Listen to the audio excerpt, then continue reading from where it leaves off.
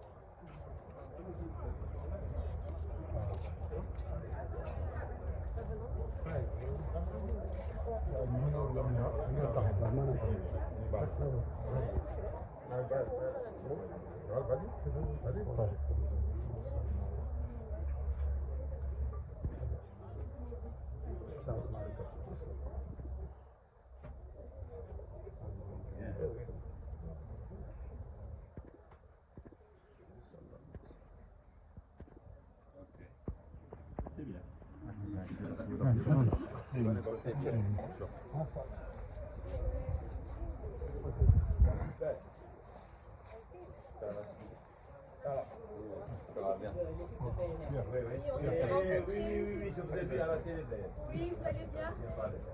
Bien, bien. Ouais. Super. C'est bon.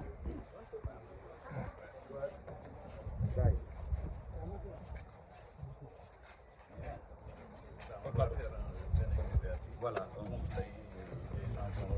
Voilà. Ah, ici, hein. Donc voilà, ce sont vraiment deux copines de clients. Oui, oui. D'accord.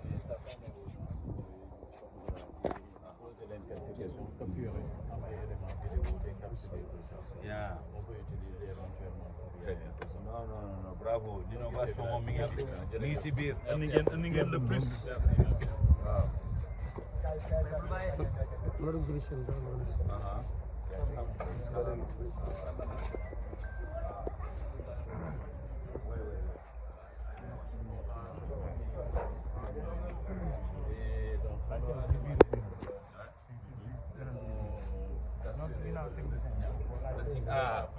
Ah oui? On a le signal. Ah, ça c'est génial. Ça, avec bien le combat. Est-ce que nous sommes cette anticosaphie? Ah, mais bon, le combat. Voilà. Après, nous avons une flamme. Ah, ça a mis ça, voilà.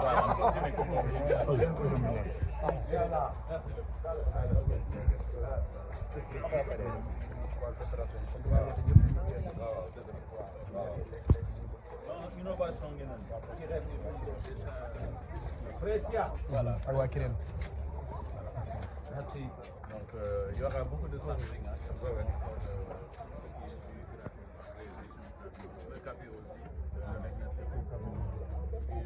Ah, Nescafé ñoom sont voilà. C'est des partenaires.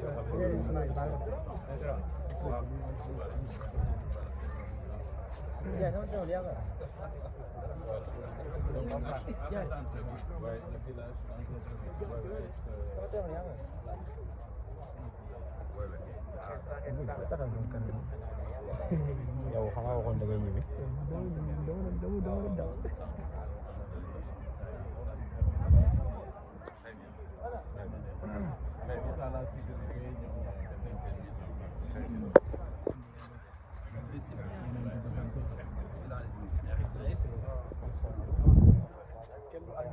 Ah oui. Alors, ça va? Ça va bien. Pose après. Inch'Allah. Voilà, comme ça, merci beaucoup. Merci.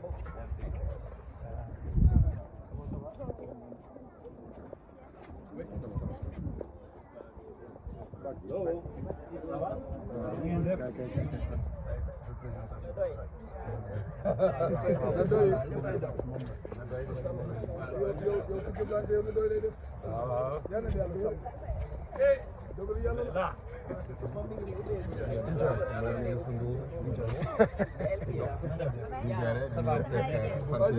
Merci beaucoup.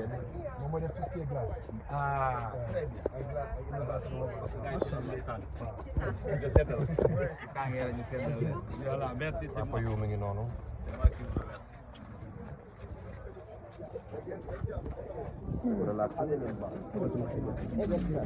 Ah, ça va bien. Bien, bien. Ah bon, hein? Ah oui. Merci beaucoup. Ñu jox la caak rek nga lekk. Ni ma ko yónnee rek léegi gars yi xam na fi ñu ko jëlee. mi ngi doon di waxtaan ak.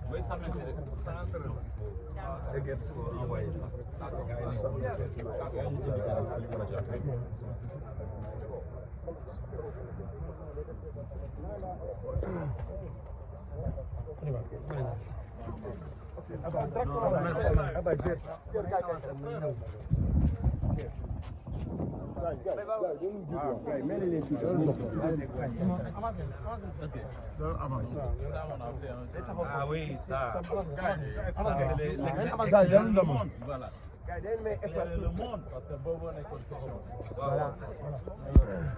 waaw waaw waaw moom la. soxna si madame voilà non gën naa léegi sama place la ñëw quoi waaw moom mooy affaire bi. voilà affaire bi. léegi moom muy foofu léegi nee na ma pourquoi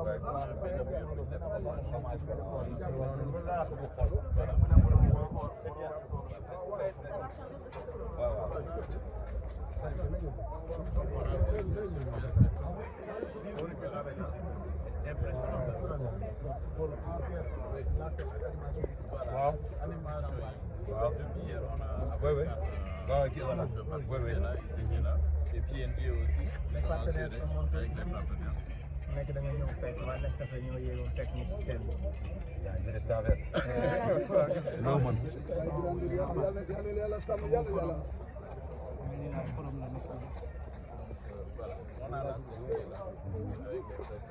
Voilà, l'autre question. L'équipe de Nescafé. Nescafé, ouais. Ils sont là.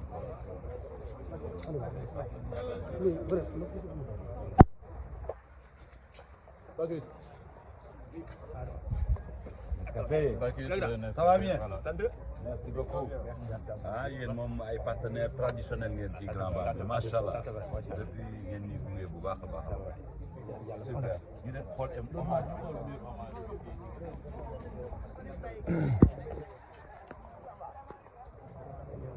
Maaf moo la yóbbuwaat. Maaf moo la yóbbuwaat. Moo yóbbuwaat. Waa ci ne la booy. Moo nekkoon ñoom góor. Comment tu vas? Ça va bien. Ça va bien. Ça va.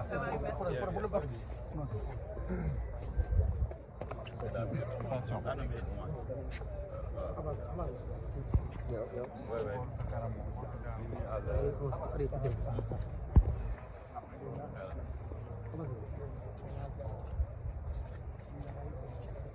Franchement, c'est des étoiles qu'on ne peut pas oublier. Ah. Voilà. C'est eux. ñoom la. Gars yi la gars yi. Al Jibi moo nekk ne la waaw voilà. Habib. En tout cas, je voulais d'abord vous féliciter. Merci. Merci. Ku yokkul da nga wàññi. Ku yokkul rek da nga wàññi.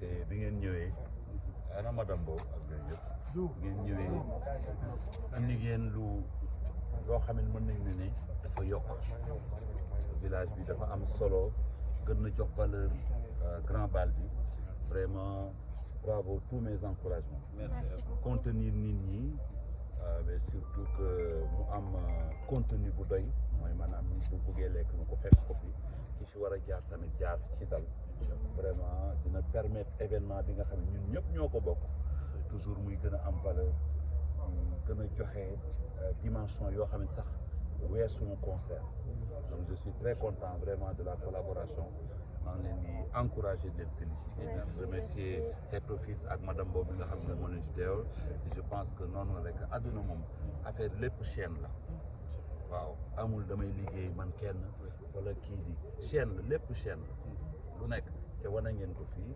partenaires yi aussi maa ngi leen di remercier bu baax a baax si grand bal bi di ñaan yàlla d'abord demee mu defal ñu ndam ak Sénégal ak match bi après ci ngoon bi ñu toroxal seytaan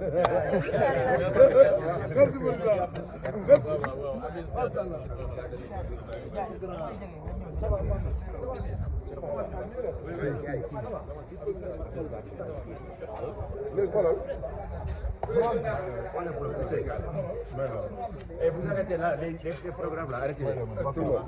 Vous pouvez nous dire. Non, non, bloc. après merci les gars. Merci beaucoup.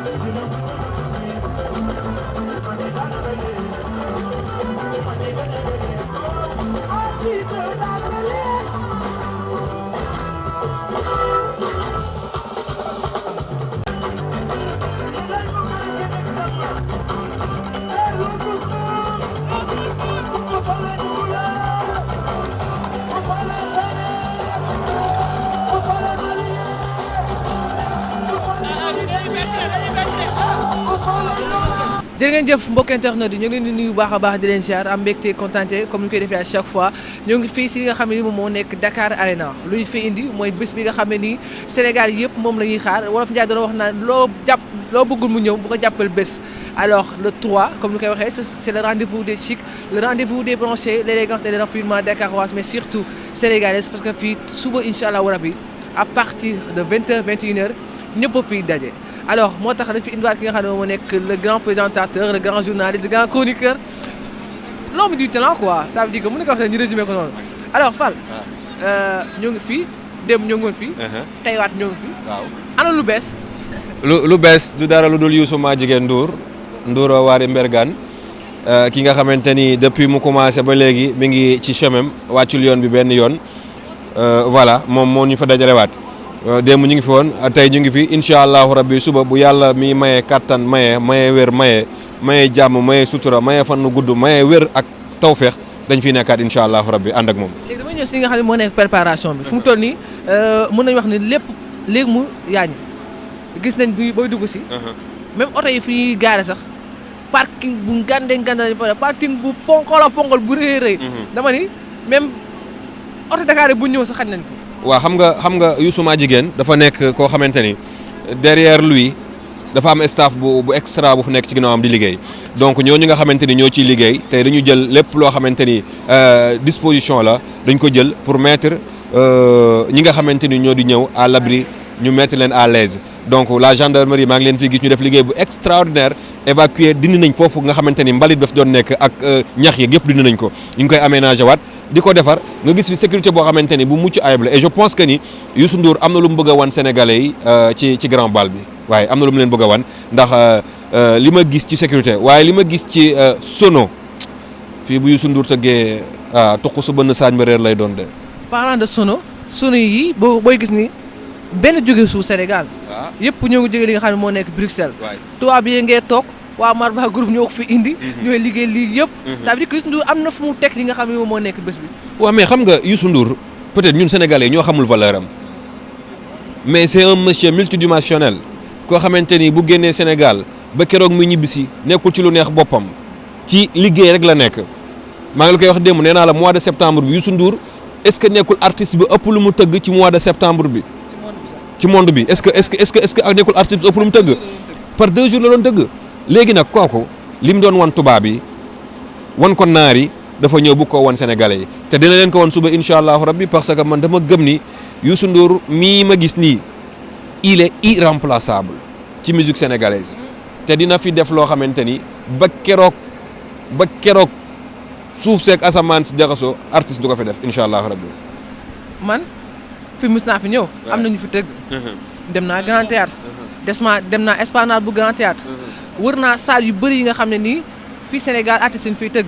mais li ma fa gis tey musuma ko gis si benn salle moo xam si wàllu préparation moo xam si wàllu sonorisation moo xam si wàllu lumière moo xam si wàllu sponsoring moo xam si wàllu li nga xam ne moo nekk ay billets ay placement musul am fenn. waaw mais xam nga li ma lay wax Rasoul liggéey Youssou Ndour dafa am lu ko suuxat li ko suuxat lenn dong la maanaam fàttewul fi mu jugee te xam na fi mu jëm mais tu vois man damay jël exemple bu ndaw ci ñi nekk ci ginnaaw Youssou Ndour nga jël un Bouba Ndour ñetti fan yi ñu fiy ñëw yëpp mi ngi fi te lu jiitu ñetti fan yi mi ngi fi nelawul équipe bi nekk ci ginnaaw Youssou Ndour nelawuñu nga gis ni carrément ñii liggéey bu am solo lañ nekk di def donc cela veut dire que ni maanaam Youssou maa jigéen Ndour dafa jiitalul nit ñi ba pare di leen fakastal daf leen a jiital bàyyi leen ak seen xelu bopp bu ñëwee day waxtaan ak nit ñi lii ngeen def nii mu waxtaan ak ñoom nii lañ ko bëgg a defee nii lañ moo ci nekk suñu xalaat mun leen doxal leen lii mooy yoon xam nga li may wax nii du fekkoon ne man fekkee moo ko dama naan grand bi peut-être moo ko artiste yëpp yam mais man maa gis fekk ko démb muy wax ak gars yi liggéey amul mag amul ndaw ku ñëwee ku ci nekk respect bi mu la war a jox daf la koy jox donc nag bu ñu amee un artiste bu mel nii au Sénégal muy tëgg képp kuy sénégalais da nga war a génn man dama contre ay Youssou Ndour day tëgg dañuy xaar ma invité ma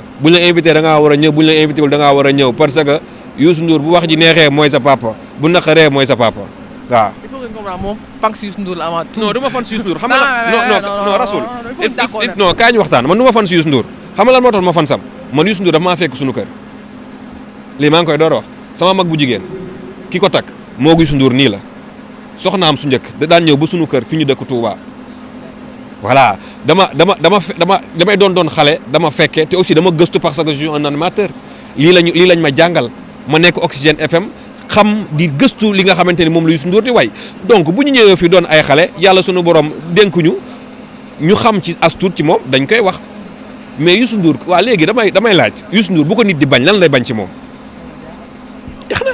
loolu moo ma jaaxal loolu moom question boo xam naa kenn du ko mën a tontu maintenant si respecté li nga xam ne moom la respecté li nga xam ne moo nekk ay fansam Fall ça fait 1 mois muy def li nga xam moo répétition. mos ma ko gis benn artiste encore une fois parce que même yu xam lu ma gën a jaaxal keroog damaa dem Azalaï muy jouer soirée mu ñëw di balance. keroog barki Demba Ndiaye muy jouer même si beneen tradition je crois bien mu ñëwaat di balance. waaw te boobu entre ay 400000 la woon ay 200000 ak 300000 ak 500000 moom la nekkoon extra Radisson waaw maintenant mu ñëwaat di balance te dama gis maanaam génération bi dañuy ñëw ba si jour bi ba mu dese leen lu dul yéeg ñu commencé di balance loo doonul taalibeem doo doon